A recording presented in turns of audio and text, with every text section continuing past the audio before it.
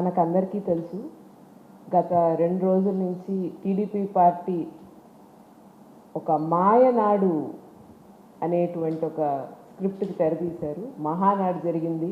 అది మహానాడు అని నేను అనుకోను, అది మాయనాడు అని అంటాను. ఎందుకంటే ఉన్నవి లేనట్టుగా, లేనవి ఉన్నట్టుగా మాయ చేసేటువంటి ఒక ప్రోగ్రాము మాయనాడు. మీరు మహానాడు ప్రోగ్రాం ఎలా చేశారు, ఎందుకు చేశారు, ఇవన్నీ మేము అడగం. సరే, ప్రతి పార్టీ వాటికి సంబంధించిన ప్రోగ్రాములు చేసుకుంటుంది. పబ్లిసిటీ కొద్దీ ఎంత డబ్బులు టీడీపీ పార్టీ ప్రజల డబ్బులు వేస్ట్ చేస్తుంది అనేటువంటి దాని మీదకి వెళ్తే ఒక మహానాడని కాదు, అన్నిటి మీద మాట్లాడాల్సి ఉంటుంది. సరే, అవన్నీ కూడా పక్కన పెడితే మహానాడు మహిళల థీమ్లో పెట్టారు.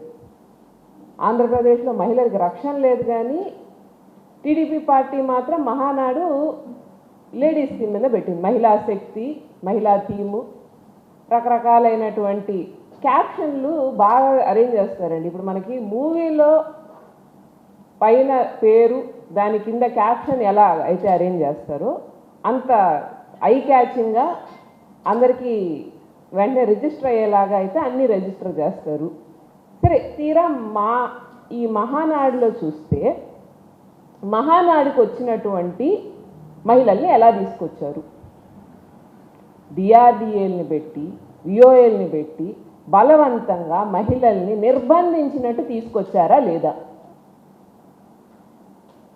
అంటే మహిళలకి సంబంధించిన థీమ్ పెట్టాం కాబట్టి, మహిళలు మీ ముఖం చూడడానికి కూడా ఇష్టపడట్లేదు కాబట్టి, మహిళల్ని ఎలాగైనా అక్కడ పెట్టారు కాబట్టి వాళ్ళ మీద కూడా దౌర్జన్యంగా తీసుకొచ్చి వాళ్ళని అక్కడ కూర్చోబెట్టారు.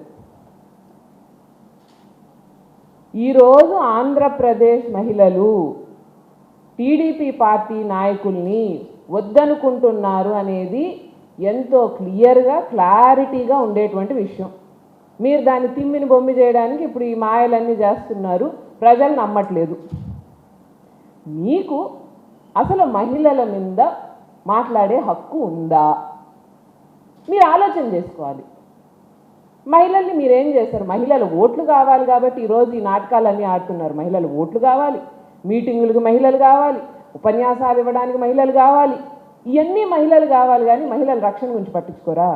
కనీసం వాళ్ళ గురించి చేసిన పాపానైనా పోయారా టీడీపీ పార్టీ వాళ్ళు? కానీ చంద్రబాబు నాయుడు గారికి నిజంగా మహిళలు అంటే చిత్తశుద్ధి ఉంటే, మహిళలు అంటే గౌరవం ఉంటే, మహిళల పట్ల అంత ఆలోచన ఉంటే ఎందుకని మహిళలకి సంబంధించినటువంటి హామీలు పూర్తి చేయలేదు? ఆడబిడ్డ నిధి ఏమన్నారు? నెలకి 1500, అంటే సంవత్సరానికి 18,000. ఇప్పటికి 2 సంవత్సరాలు పూర్తవుతున్నాయి. మీరు మొదటి సంవత్సరం నుంచి ఇచ్చిండుంటే ఇప్పటికి 36,000 బకాయి పడ్డట్ట లేదా ప్రతి మహిళకి? ఏమన్నారు? 18 ఏళ్ళ నుంచి 60 ఏళ్ళ ప్రతి మహిళకి ఆడబిడ్డ నిధి ఇస్తామన్నారు. దానిపైన ఏమన్నారు? మామూలు పెన్షన్లు ఇస్తారు 60,000 పైన. ఆబ్వియస్లీ ఇప్పుడు ప్రతి మహిళకి ఆ 1500 అనేది రావాలి కదా, నెలకి వస్తుందా? దాన్ని వదిలేస్తారు గాలికి, దాని గురించి రకరకాలుగా మాట్లాడుతుంది. సరే, దాన్ని పక్కన పడేశారు. మిగిలినటువంటి స్కీమ్లు, మీరిచ్చినటువంటి హామీలు, ఈరోజు ఏదో 33% రిజర్వేషన్ ఇచ్చేసి మేము మహిళలను ఉద్ధరించేస్తున్నాం, మహిళా సాధికారత గురించి మాట్లాడుతున్నామని మాట్లాడడం కాదు. ఈ 33 రిజర్వేషన్ కూడా చిత్తశుద్ధితో చేస్తారా చేయరా అనేటువంటిది రేపు చూడాల్సినటువంటి విషయం. మాటలు కోటలు దాటుతాయి టీడీపీ నాయకులు కానీ చంద్రబాబు నాయుడు గారిది కానీ. ఎంతవరకు దాన్ని యాక్షన్లోకి తెస్తారు? నిజంగా మహిళల్ని ఎంకరేజ్ చేస్తారా? లేకపోతే ఏదో ఒకటి మహిళలు ఓట్లు కావాలి కాబట్టి ఎవరో ఒకరిని డమ్మీలో 10 మందిని పెట్టి నడిపిస్తారా అనేటువంటిది రేపు మనం చూడాల్సినటువంటి విషయం కదా. ఈరోజు మహిళలకు చెప్పిన ఏ వాగ్దానం కూడా చంద్రబాబు నాయుడు గారు కానీ టీడీపీ నాయకులు కానీ నిలబెట్టుకోలేకపోయారు కదా. అటువంటిది ఈరోజు మీరు ఇటువంటి మాటలు మాట్లాడుతుంటే, రకరకాల మాటలు, ఉన్నవి లేనట్టు చెప్పడం, లేనవి ఉన్నట్టు చెప్పడం. ఈరోజు మహానాడులో మీరేం చెప్పారండి? శక్తి యాప్ని పాపం వీళ్ళు కనుక్కున్నారంట మహిళల రక్షణ కోసం. దిశ యాప్ని కాపీ కొట్టి అది శక్తి యాప్ అని చెప్పి కనీసం ఎమర్జెన్సీ సర్వీసెస్ మీరు సరిగ్గా చేయట్లేదని పైన సెంట్రల్ నుంచి చీవాట్లు పెట్టారు. ఉన్న సర్వీసెస్ చేయడం చేత కాదు, కానీ శక్తి యాప్ కనుక్కున్నారంట, దానివల్ల మహిళలకు చాలా లబ్ధి చేకూరిందంట. అప్పట్లో ఉండే దిశ యాప్, దిశ చట్టాలు తీసుకురండి అయ్యా, మహిళలకు రక్షణ లేదని చెప్పి రోజు గగ్గోలు పెట్టుకుంటున్నాం. పోనీ శక్తి యాప్నైనా సరిగా నడుపుతున్నారంటే అది లేదు.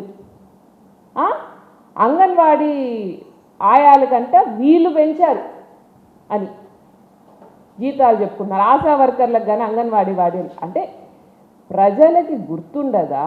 ఏ సంవత్సరంలో ఇవన్నీ జరిగాయన్న ఆలోచన లేదా? దానికి సంబంధించినటువంటి పేపర్లైనా బయటకు వస్తాయన్న ఆలోచన చేయట్లేదా? లేకపోతే మీరేమనుకుంటున్నారు, ఎలాగూ మేము అబద్ధాలు చెప్తామనేది ప్రజలకు తెలుసు, మహిళలకి తెలుసు, కాబట్టి మేము అన్ని రకాల ప్రిపేర్ అయిపోయాం, ప్రజలు కూడా అబద్ధాలు చెప్తున్నారని అనుకుంటారులే, ఏముంది దానివల్ల మనకు వచ్చే నష్టం ఏముంది, ఏదో 10% 20% ఎవరో ఒక నమ్మకపోతారా అన్నటువంటి ఆలోచన తప్ప నిజంగా చేసినటువంటి పనులు ఏమన్నా ఉన్నాయా? అవి చెప్పుకున్నారా? మహానాడులో మీరు అబద్ధాలు చెప్పారు, చంద్రబాబు నాయుడు గారిని పొగిడారు, లోకేష్ బాబుని పొగిడారు, జగనన్నని తిట్టారు. ఇది మహానాడు ఎజెండా, ఇదే మీరు చేసింది, ఇదే. మహిళలకి మీరు ఏ రోజు ఏమీ చేయలేదండి. ఒక ఆంధ్ర రాష్ట్ర మహిళగా మాట్లాడుతున్నాను నేను ఈ మాట. మాకు ఈ రాష్ట్రంలో రక్షణ కూడా కరువైపోయింది. మీరిచ్చిన హామీలు పూర్తి చేసి కనీసం ఈ మహానాడు మహిళా టీంలో పెట్టుంటే బాగుండేది. మనం ఇదివరకు అనుకున్న ఆడబిడ్డని ఇదైతే పూర్తిగానే ఎత్తేసారు. వితంతు పెన్షన్లు, భర్తకి పెన్షన్ వస్తా ఆ భర్త చనిపోతే ఆ భార్యకు పెన్షన్ ఇస్తున్నారు, అంటే షిఫ్ట్ చేస్తున్నారు. ఆ పెన్షన్ ఆల్రెడీ ఇచ్చేది, కొత్త పెన్షన్లు ఇవ్వట్లేదు. ఒకవేళ భర్తకి పెన్షన్ లేకుండా చనిపోయినటువంటి భర్త ఉంటే ఆ పెన్షన్ రావట్లేదు, వితంతు పెన్షన్. ముందు పెన్షన్లు అన్నీ పెండింగ్ ఉన్నాయి 2 ఏళ్ళ నుంచి. వీటి గురించి పట్టించుకున్న పాపాన్ని ఎవరూ పోలేదు. ఆ తల్లికి వందనం, ఎంతమందికి అండి మోసం చేసేది, ఎన్ని రకాల మోసం చేసేది మీరు. తల్లికి వందనం అరాకొరా ఇస్తున్నారు, కొంతమందికి ఇచ్చారు, కొంతమందికి ఇలేదు, దాని గురించి మాట్లాడరు. మీరిచ్చినటువంటి హామీలు, మీరు చేసినటువంటి వాగ్దానాలు. నిరుద్యోగ వృత్తి ఉంది, ఏమన్నారు, నిరుద్యోగులకి ఇస్తామన్నారు. మహిళలకు కూడా దాంట్లో హక్కు ఉంది కదా. చదువుకొని ఉద్యోగం లేనటువంటి మహిళలకి నిరుద్యోగ వృత్తి నెలకు 3,000 చొప్పున ఇప్పటికి 2 ఏళ్ళకి 72,000 ఇవ్వాలి. ఎంతమందికి ఇచ్చారు చెప్పండి? ఉద్యోగాలు ఇవ్వలేదు, ఉద్యోగాలు ఇస్తామని చెప్పి మోసం చేశారు. ఈరోజు మహిళలకి ఏ రకంగా ఎన్ని హామీలు ఇచ్చారో మోసం చేశారు. ఈరోజు చివరికి మెగా డిఎస్సి అని తీసుకొచ్చి దాన్ని దగా డిఎస్సి అనాలి, మెగా డిఎస్సి అనరు. చివరికి ఈ ఉద్యోగాల్లో కూడా మీరు చేసినటువంటి మోసం, మీరు చేసినటువంటి అవకతవకలు బయట పెడితే వైఎస్ఆర్సీపీ పార్టీ మీద కేసు. ఇదే కదా మొదటి నుంచి మీరు చేసేది, ఇదే కదా. కేసులు, బైండ్ ఓవర్ కేసులు, మీ మీద కేసులు, మీకు నోటీసులు. అంటే మేమైనా భయపడతామన్నా? ఎన్ని ప్రయత్నాలు చేశారండి, ఎవడైనా భయపడ్డా వైఎస్ఆర్సీపీ నుంచి? మహిళల మీద కేసులు, మహిళా నాయకులు కార్యకర్తల మీద కేసులు. అంటే నిజం చెప్పిన వాళ్ళ మీద కేసులు పెట్టడానికి, మీరు చక్కగా అబద్ధాలు చెప్పుకోవడానికి, దానికంటూ ఒక స్టేజు, దానికి మళ్ళీ పెద్ద సెటప్, దానికి మళ్ళీ క్యాప్షన్లు, మళ్ళీ వీడియోలు, మళ్ళీ బయట నుంచి పిలిపిస్తారు అన్నీ. ఈరోజు మీరు చేసినటువంటి అభివృద్ధి ఒక్కటి చెప్పుకోగలిగారా? ఎంతసేపు పక్కనోడి క్రెడిట్ తీసుకోవడము, లేకపోతే పక్కనోడిని తిట్టడం, ఆ రెండే తెలుసు. చంద్రబాబు నాయుడు గారు ఇది వరకు చెప్పాను, ఇప్పుడు చెప్పాను, మాటల ముఖ్యమంత్రి. ఆయన మాటలకే పరిమితం అవుతారు. అందుకని ఆయన అబద్ధాలు చెప్తాడు, రకరకాల మాటలు చెప్తారు, మోసం చేస్తారు. మహిళల గురించి మాట్లాడే హక్కు టీడీపీలో ఒక్క నాయకుడికి కూడా లేదు. మహిళల గురించి మాట్లాడాలి అని అంటే జగనన్న గురించి మాట్లాడాలి. జగనన్న మాట్లాడచ్చు మహిళల గురించి. ఈరోజు మహిళా సాధికారత గురించి కానీ లేకపోతే మహిళల గురించి మాట్లాడినప్పుడు జగనన్న గురించి మాట్లాడుకోవాలి. మీకు వల్ల కాక మీరు చెయ్యలేని ఎన్నో పనులు జగనన్న చేశారు మహిళల కోసం.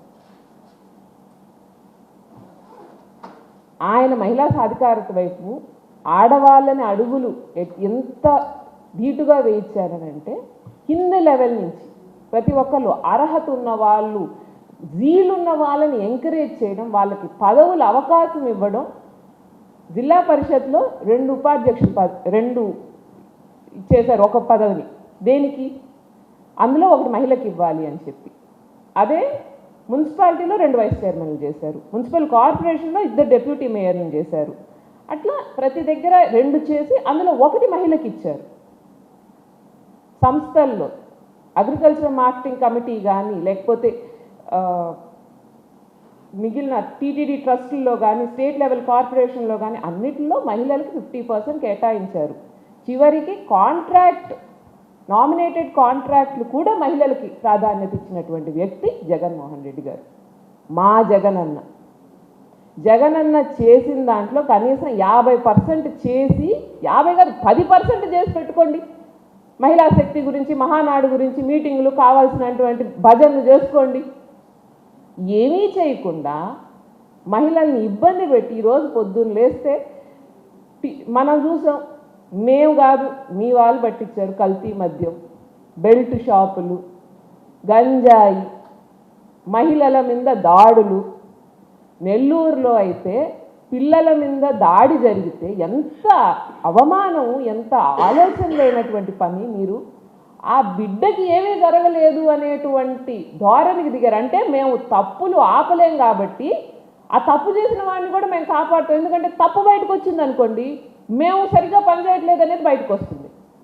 అది ఆడవాళ్ళకి మీకుండేటువంటి గౌరవం అట్లాంటిది ఆడవాళ్ళ మీద. అంటే మహిళలకి ఏమవుతుంది, మహిళల్ని ఎలా కాపాడాలి అనేటువంటి ఆలోచన లేదు.